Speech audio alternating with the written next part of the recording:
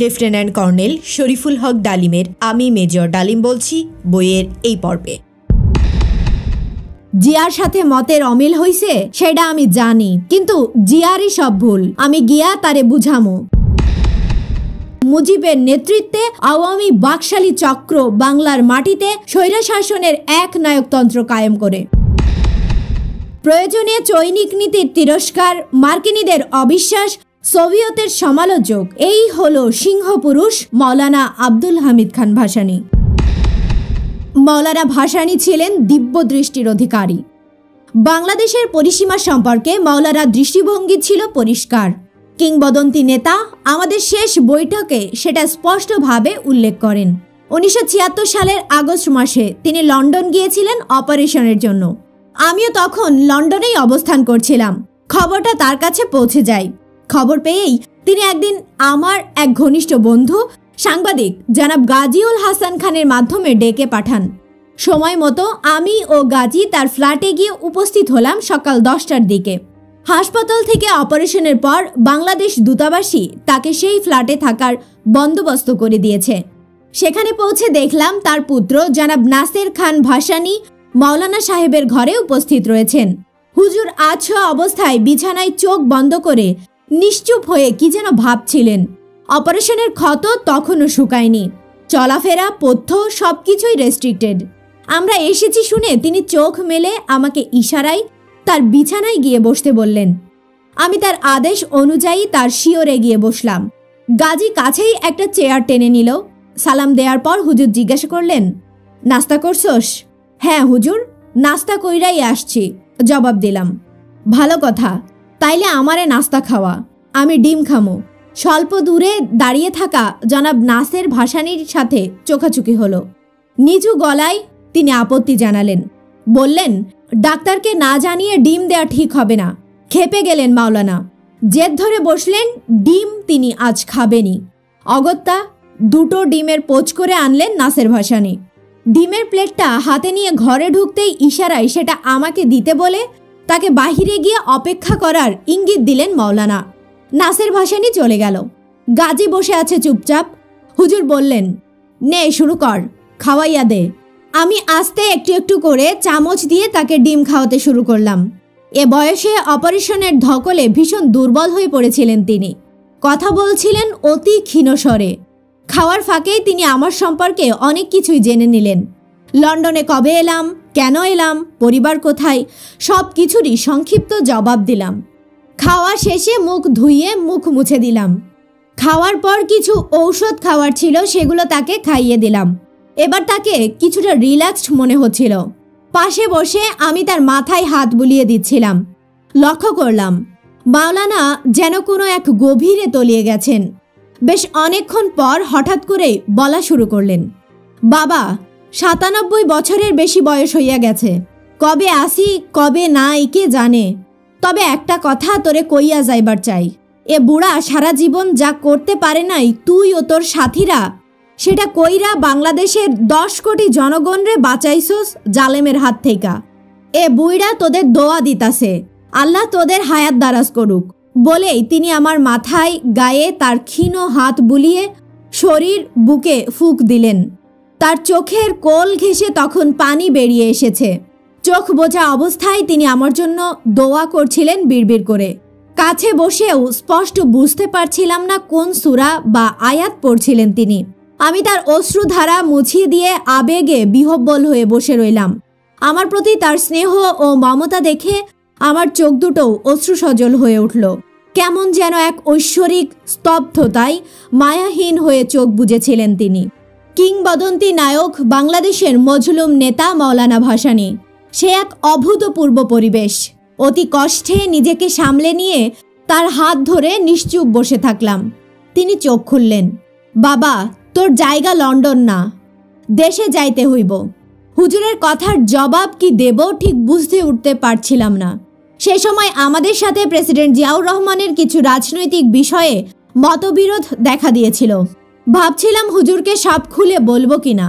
আমাকে চুপ করে থাকতে দেখে তিনিই বলে উঠলেন, জিয়ার সাথে মতের অমিল হইছে সেটা আমি জানি, কিন্তু জিয়ারই সব ভুল, আমি গিয়া তারে বুঝামো। কথা শুনলে ভালো, আর না বুঝলে আমি জানি কি করতে হইব। তুই তৈরি থাকিস।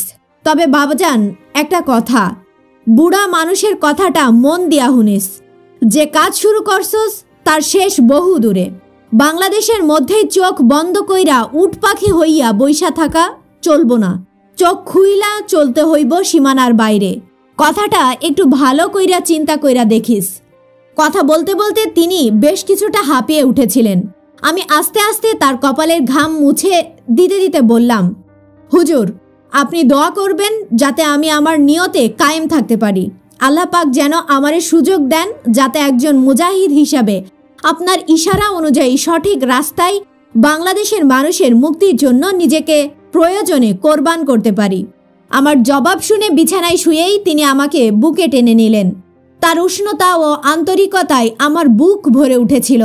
ডাক্তার এসে গেছে, আমাদের বিদায় নিতে হবে। সালাম করে আমি আর গাজী বেরিয়ে এলাম। বুকের মাঝে গেঁথে নিয়ে এলাম মহান নেতার অমূল্য দিক নির্দেশ। সেটাই মাওলানা ভাসানীর সাথে আমার শেষ সাক্ষাৎ। এর অল্প কিছুদিন পরেই তিনি ইন্তেকাল করেন। তার মৃত্যুতে জাতি হিসাবে আমরা হারালাম একজন জনদরদি, অভিজ্ঞ মুরব্বী এবং দূরদর্শী সম্পন্ন বিচক্ষণ রাজনীতিবিদ। অর্থনৈতিক সংকট, হতাশা, শেখ মুজিবের ভারত তোষণ নীতি এবং দুর্নীতিপরায়ণ অত্যাচারী সরকার সম্পর্কে জনগণের নেতিবাচক মনোভাব, আইন শৃঙ্খলা ক্ষেত্রে চরম নৈরাজ্য, সবকিছু মিলিয়ে দেশে যে অচল অবস্থার সৃষ্টি হয় তার বিরুদ্ধে সোচ্চার হয়ে উঠে তখনকার সব কয়টি প্রকাশ্য ও গোপন রাজনৈতিক দল। আওয়ামী বাকশালী স্বৈরা শাসনের বিরুদ্ধে অগ্রণীর ভূমিকায় এগিয়ে আসেন বাংলাদেশের শ্রেষ্ঠ সন্তান মজলুম জননেতা মাওলানা ভাসানী। দেশের সাধারণ গণমানুষের মুক্তির স্বপ্ন চিরজীবন দেখেছেন মাওলানা ভাসানী। মার্ক্সীয় দর্শনের মাধ্যমে সাধারণ মানুষের মুক্তি আসতে পারে, এটা সম্পূর্ণভাবে মাওলানা ভাসানী কখনোই মেনে নেননি। ঐতিহ্যবাহী ইসলামী রাষ্ট্রীয় ধারণাকে তিনি আধুনিক কালের বৈজ্ঞানিক ও বৈপ্লবিক রাষ্ট্রীয় চেতনায় বাস্তবায়িত করে মানুষের অর্থনৈতিক, সামাজিক এবং সাংস্কৃতিক মুক্তি এনে রাষ্ট্রীয় দুঃশাসনের অবসান করতে চেয়েছিলেন তিনি। তার রাজনৈতিক চিন্তার ব্যাখ্যায় তিনি সর্বদা স্রষ্টা ও সৃষ্টির হকের কথা বলতেন। এ সমস্ত কিছু নতুন কথা নয়। ইউরোপীয় রাজনৈতিক দর্শন, খ্রিস্টিয়ান সোশ্যালিজম ও আঞ্চলিক সাম্যবাদ, ইউরো কমিউনিজম এর মধ্যেও একই ভাবধারা বিরাজমান।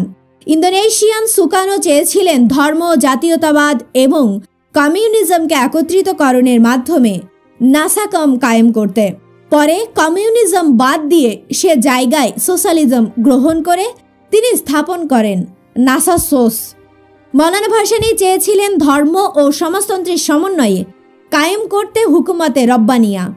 1971 সালে ভারতে নজরবন্দি হিসাবে মাওলানা ভাসানীর সার্বক্ষণিক সঙ্গী বিশিষ্ট রাজনীতিবিদ জনাব সাইফুল ইসলাম যখন শেষ বিদায় নিয়ে দেশে ফিরছিলেন, তখন মাওলানা ভাসানী তাকে বলেছিলেন, চাইছিলাম লন্ডন যাব, প্রবাসী সরকার গঠন করব, কিন্তু কুটুমবাড়ি বেড়াইয়া গেলাম। অনেক বড় স্বপ্ন দেইখা দায়িত্ব কাঁধে নিয়া আমার সাথে আসছিলা। স্বপ্ন আমারও ছিল, বাংলার দুঃখী গরিব মানুষের মুক্তির স্বপ্ন। সেটা পাইতে হইলে আর একটা লড়াই লড়তে হইব। এত রক্ত ঝরাইলা, কিন্তু দেশের মানুষের তো মুক্তি পাইব না। আধা স্বাধীনতা নিয়ে দেশে ফিরলে আবার লাইগব খটাখটি।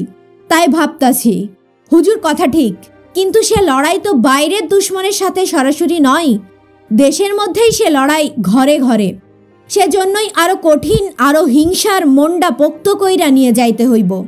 71-এর বিচক্ষণ নেতা তার অন্তর্দৃষ্টি দিয়ে ভবিষ্যতের যে অবস্থা দেখেছিলেন, ঠিক সে অবস্থায় পর্যায়ক্রমে সৃষ্টি করেছিলেন মুজিবের নেতৃত্বে আওয়ামী বাকশালী চক্র বাংলার মাটিতে স্বৈরশাসনের এক নায়কতন্ত্র কায়েম করে স্বৈরশাসনের শ্বাসরুদ্ধকর অবস্থা থেকে জনগণকে মুক্ত করার সংগ্রামে অগ্রণীয় ভূমিকা পালন করে অকুতভয় মাওলানা ভাসানী 1971 সালে জনাব সাইফুল ইসলামের কাছে তার ভবিষ্যৎ করণীয় সম্পর্কে সেই ইঙ্গিত দিয়েছিলেন। ঠিক সেই দায়িত্বই আন্তরিকভাবে পালন করেন।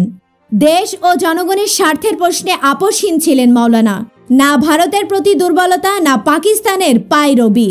প্রয়োজনে চৈনিক নীতির তিরস্কার, মার্কিনীদের অবিশ্বাস, সোভিয়েতের সমালোচক, এই হলো সিংহপুরুষ মাওলানা আব্দুল হামিদ খান ভাসানী।